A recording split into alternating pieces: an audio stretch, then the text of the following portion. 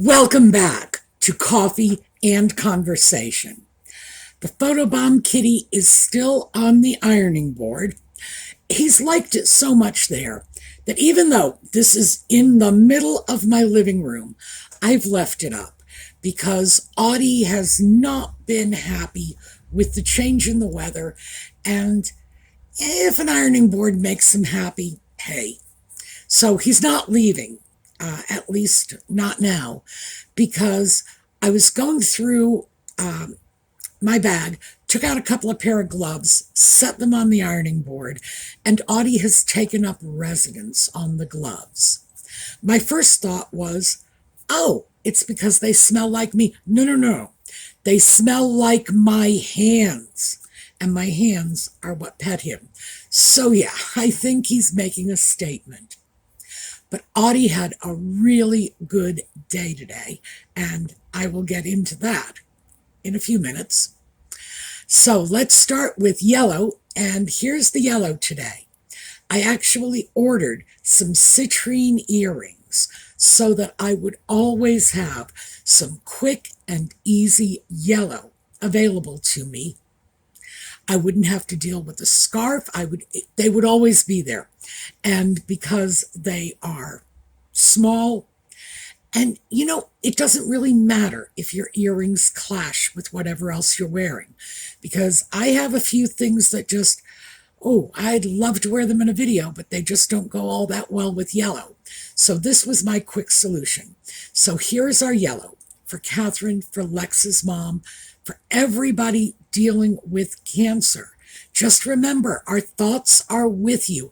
And I don't know about the rest of you, but I swear to you, I truly believe that helps. They say that when you're in a state of illness of any sort, that your frame of mind is important. And I think the frame of mind of a person who knows that there are so many of us out there in the universe wishing them well has to be improved a little. And sometimes all it takes is just a tiny little improvement. So we're going to keep doing this. All right, when we come back, I will tell you about Audie's great day.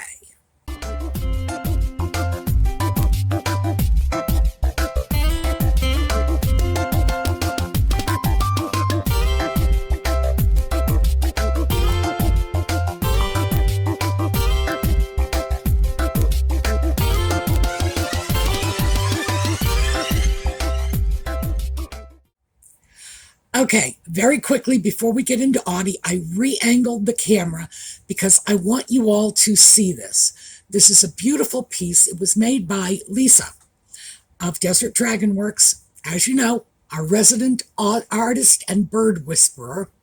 And this is just a gorgeous piece. We've got a fish here, beautiful pastel colors, and I know it's the wrong time of year for a piece like this, but I want you to see it because it's going to be part of our upcoming giveaways, which, by the way, are still actively underway over on the suemesangels Facebook page. All right, I'll adjust the camera and be right back. So, again, before we get underway, I do have another little something I wanted to share with you. Now, this, I don't know how well you can see this. This is my little pretend tattoo. Now, I've shared the story of the whole tattoo thing. I went into a tattoo parlor and said, this is what I want, although I didn't have it on my hand at the time. But I described this. This is a dollar horse. It's a traditional Swedish wooden horse. And I don't think they were originally toys, but they are sort of traditional children's toys now. They're given to you when you're a child. That is exactly what my dollar horse looked like when I was a child. So let me show you. This is something that Colleen from our suemesangels had sent me. She sent me like this whole batch of them. And these are little transfer horses. They are the perfect size. And not only that, but this is my exact horse. So deeply, deeply touched by that gift. But wait, there's more. This came in the mail today. Now, tell me, do you think this is the prettiest Christmas box ever? Because I know I do. And I am a connoisseur of pretty boxes. This one is fantastic.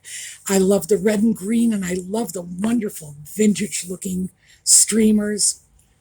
And let me show you what's in it.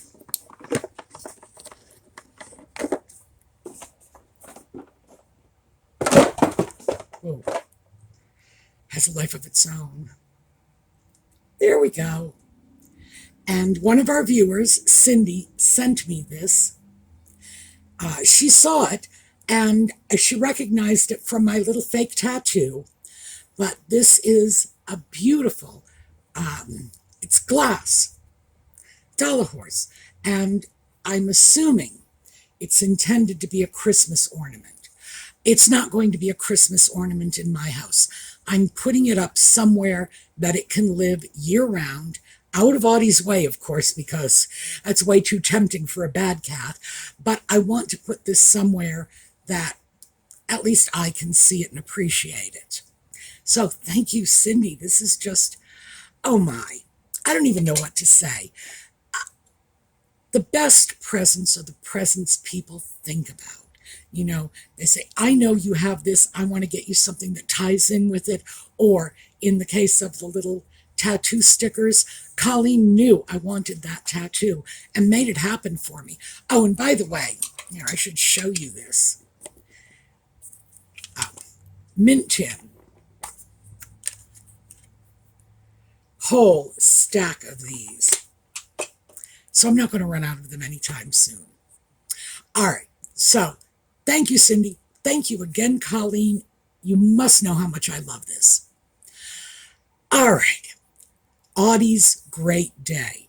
Audie had 2 plumbers come to visit him today, and you all know how much that cat loves company. And this wasn't ordinary company. This was busy company. They were doing stuff. One of them was on the floor, which is perfect for a cat. So he was like, oh, he was on them like white on rice.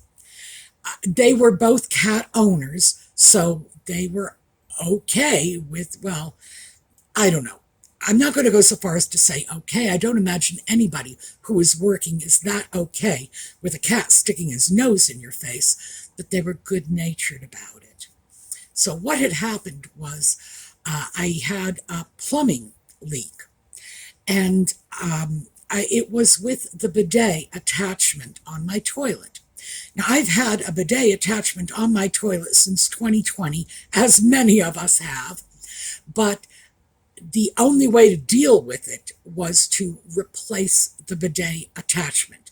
I don't think, I didn't try, but I don't think I could have simply taken it out and reconnected all of the toilet piping. Well, regardless of whether or not I could have done it, I did not even try to do it. And so I just made things worse. So despite the fact that, you know, I had to call the plumbers, it was not inexpensive. They were 2 hours late. They didn't have all the parts, and so 2 hours late getting here and then taking off for another hour to go find parts. And then one of their trucks, I think they locked the keys in it. Fortunately, they brought 2 trucks, so they had to take the other truck back somewhere, find the keys. That didn't inconvenience me. The good news was that there's nobody. There are 3 of us that access our properties from my little back alleyway, and my neighbors to the left are not here right now. They go away rather a lot, so they're not here. And my neighbor across the street, Matt, was not coming in from work until 4 o'clock, although he did come early. 2 big trucks parked right in front of his driveway. Fortunately, Matt is a really, really skilled driver, and he had no trouble taking his big truck around those 2 big plumbing trucks and getting it into his garage. So Nothing terrible happened, except, of course, I did have to write a big check that I wasn't expecting to write. But as my ex always said, you pay your stupidity tax and move on. And that's truly appropriate in this situation. I never should have tried to fix that mess myself. That I did more damage. It probably would have been a fairly easy fix if I just had plumbers come in and deal with it. Yeah, I should have done that in the first place. Again, stupidity tax. Yep, you pay it, you move on, you know better next time. And because you had to write that check, it's a lesson you won't soon forget. So that was our interesting day, my interesting day, Audie's delightful day, because he got plenty of company. And it's been raining on and off all day, so otherwise he was pretty down in the dumps. But now he's sleeping on the ironing board because, hey, he had plumbers. He's got my gloves to sleep on. That's almost the same as being petted. So all is working out well for him. So let's move on from that onto another topic. And I'm probably just going to open this topic up. Maybe I'll finish it up tomorrow. I don't know. Depends on how I feel when I've thrown this out. I have been recently looking at a lot of information about cosmetic surgery procedures, things like Botox, and outright, entering into the hospital, getting those nips and tucks. Thinking to myself, while I was doing this research, that's for the Just Chatting videos, thinking to myself the whole time, is it that bad to start looking older? And I see YouTube videos about things like Brigitte Bardot. It's like, look at what she looks like, and it's like they say this in like these scream headlines, like this is awful, like Brigitte Bardot fell apart. The woman is in her mid-late 80s, and as far as I'm concerned, she looks fantastic. Now, you would expect that because, to be honest with you, she looked fantastic 60 years ago, so what do we expect? But why is it not okay that we start to age a little, or even a lot? Why is it we feel like we have to do things to address this? And I asked myself, would I consider cosmetic surgery? And of course, the answer is no. Like, no, not happening. I suppose in a way, I got kind of lucky because when the left side of my face was frozen from the Bell's palsy 4 years ago, and those of you who have stayed with the videos know that I filmed right through that mess, and it was not pretty. I was not pretty. Half my face was frozen. There are some residual impacts of that because, of course, at that age, I was not entitled to anywhere near the recovery I got. I would estimate approximately a 95 to 98% recovery. Almost, not quite. I can still see some asymmetry in my face.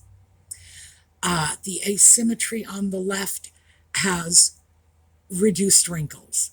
Why? Because Bell's palsy does what Botox is designed to do.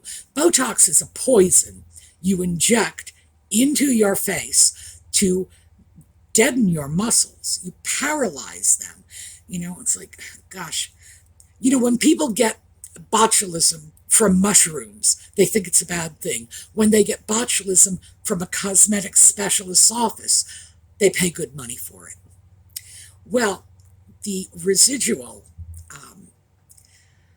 paralysis from Bell's palsy has done something to reduce wrinkles.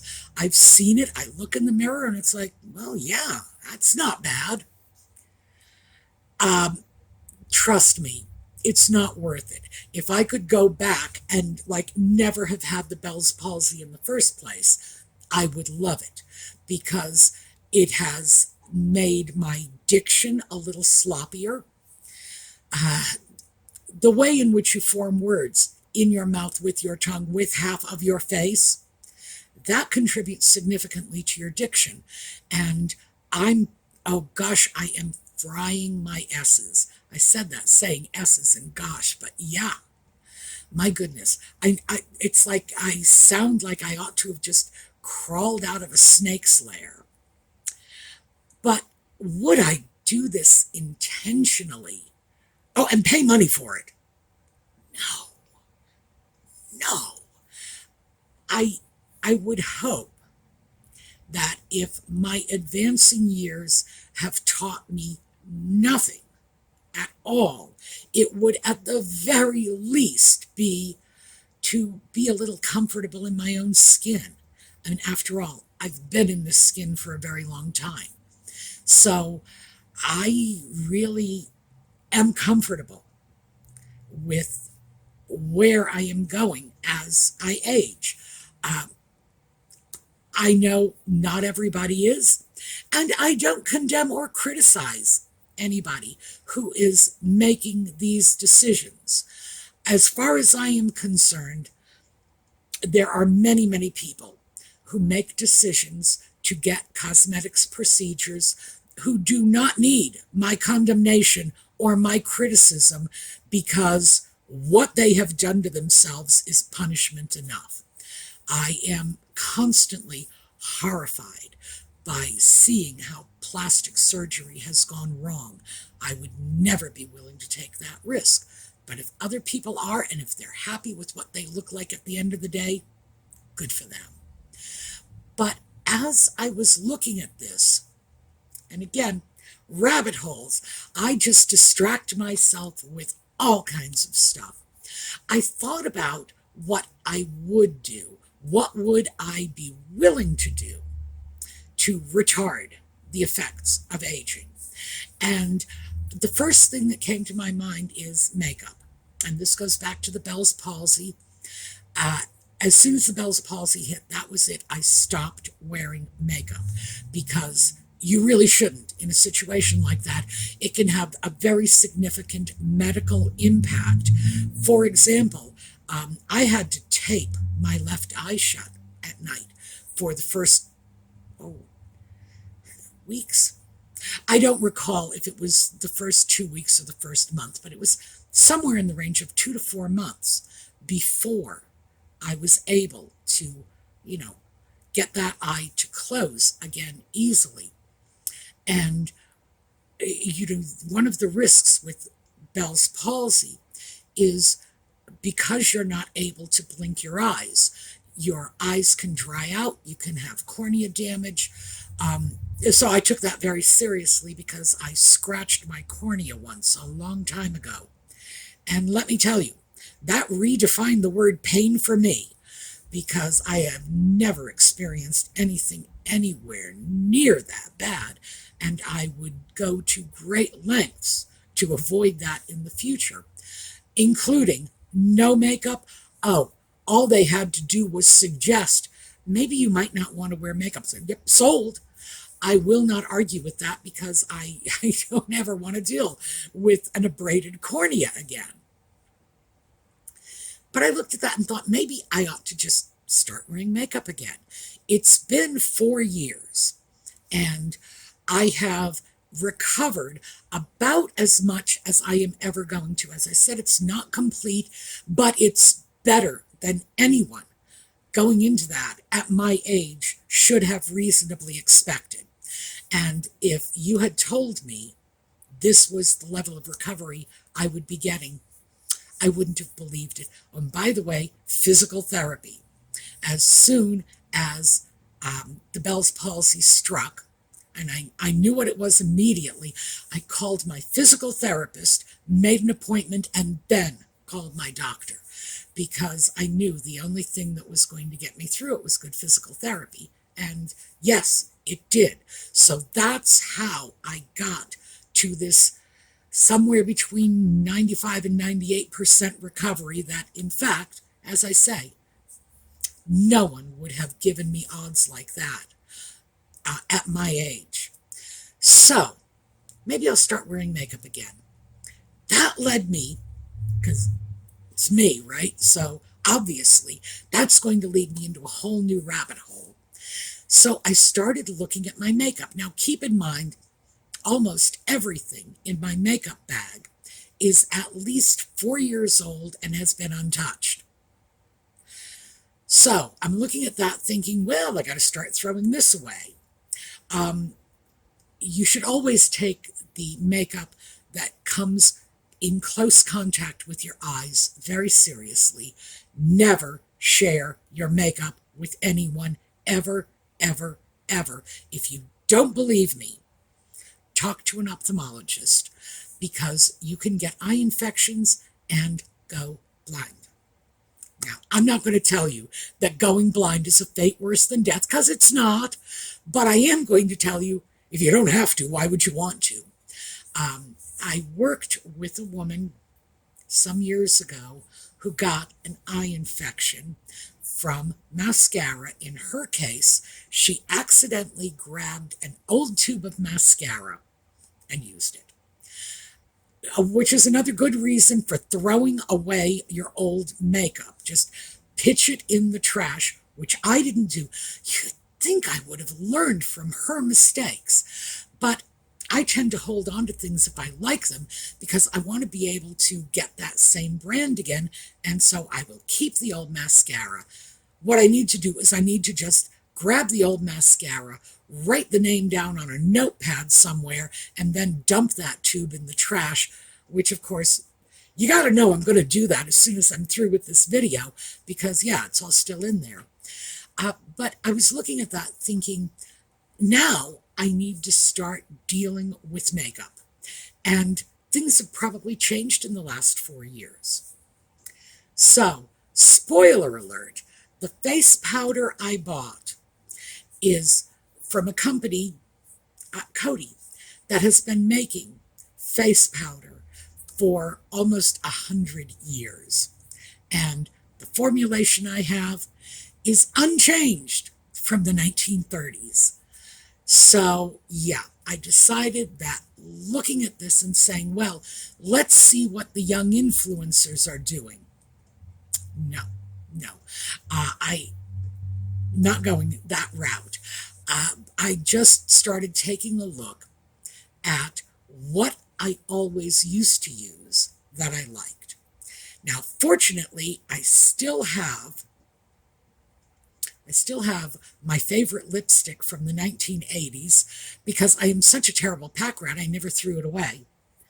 And I still like the color very much. I haven't tried it on. I have a feeling if I try it on, I'm going to find that, the texture and whatever, because this is like 40-some years old at this point, the texture is probably not going to be what I'm looking for, and I may have to throw it away, which would be a shame, because that company, Monte, they have been gobbled up by another major brand. I don't know what it is. I will look it up and I will put a note on this video, because they were gobbled up by another high-end brand. Monte was pretty high-end back in the 80s. So who knows? Maybe I'll actually get my money's worth and it will still hold its texture and consistency. I would not be worried about using a 40-year-old lipstick. I would not use a 40-year-old mascara, not even close, or an eyeliner, which doesn't even really get quite as close to your eyeballs as that mascara does. Wouldn't do that. Wouldn't use a 40-year-old eyeshadow. No, I don't want to get anything that old and possibly contaminated that close to my eyes. You shouldn't either. This is where you look at this and say, well, that was an easy and totally free lesson, because most people have to learn it. after they've gone into the hospital and walked out, not being able to see. Sometimes it's permanent too, by the way. My coworker was blinded for only about 6 months, but you know, I don't know what to say about that. Oh, and she was like perfectly sighted and drove a car, and I always thought that was terrible for her. I don't remember what it's like to see, so not being able to see is no big deal for me. This is my normal. But she went from so sighted she could drive to living her life in my normal. Wow. I don't even know what to say. Because quite frankly, if somebody could flip a switch and give me that, oh, vision's so good you can drive, I think my head would explode. I don't know what I would do with all those images coming at me. So it must have been very terrible for her. But anyway, like I say, free lesson. And when your makeup gets old, especially your eye makeup, start throwing it out. As for the rest of the stuff, I don't know. I'm going to go in, and if it looks like it is still clean, usable, and fortunately I do keep my makeup very clean. That's one of the very few things that I clean like on a regular basis. Every few weeks I will clean that out. Even when I wasn't wearing it, I would still go in and clean that out. It's an old habit. So I think maybe that's what I need to start looking at. What did I like when I was wearing makeup? And go right back to those brands, because who says newer is better? I'm trying to be open-minded about this, and there are a few things that brands that I might not have been particularly happy with. I have to go out and get a new mascara anyway, obviously. So that's where I might take a look at some of the fashionistas' advice, see what they recommend. Who knows? Maybe they've actually got some decent stuff out there now. But that was my little sort of rabbit hole, from cosmetic surgery to not being willing to accept our own aging, to maybe I ought to put on some makeup, to maybe I ought to buy some new makeup. But in the end, that's where this is all moving to. In the end, my final decision was even the new makeup is going to be old makeup. Yes, the Coty face powder that I used that in the 60s, the 70s, the 80s, well, right up until I stopped wearing makeup, basically. I've used that, perfectly happy with it. I don't see any reason to make a change. The lipstick, yeah, even if it turns out that that particular lipstick is not serviceable any longer, I will simply go off and find that same shade in another lipstick. And I can't go back to the company. Like I say, they don't even exist anymore. They're gobbled up. They're part of another company now. So, yeah, not getting that one. And it was weird. It was like the color number was something like 79. So I don't even know how to begin shopping for that. How do you shop for lip color 79? It's not like, oh, cranberry, soft peach, ruby red. No, 79. So if I lose that lipstick, I'm off on an adventure.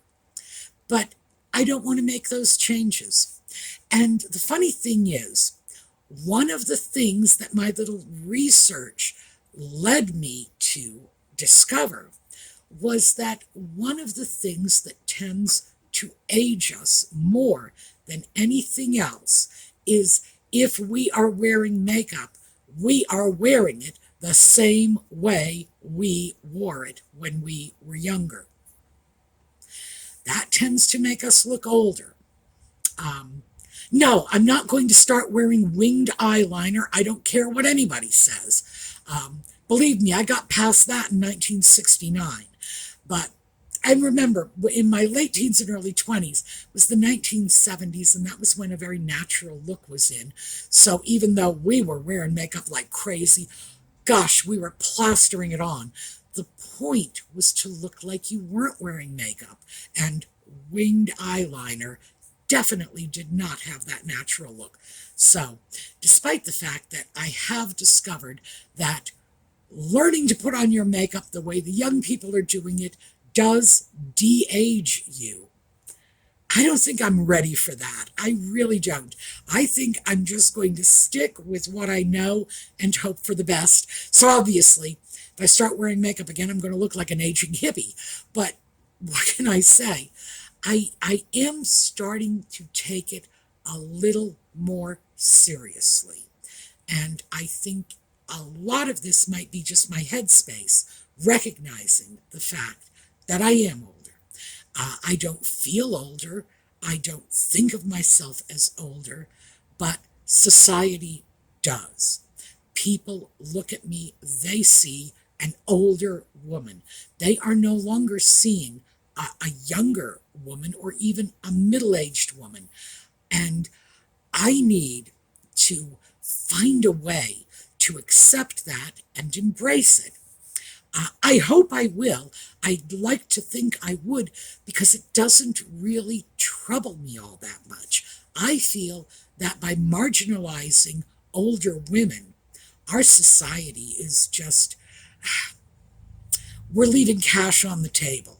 Because when you have older people, you not only have whoever they are and whatever they can do to better society in this moment, you also have their backlog of experience and wisdom, if you will, that can not just better society in the moment, but further it, can be passed on to others, can have a greater impact.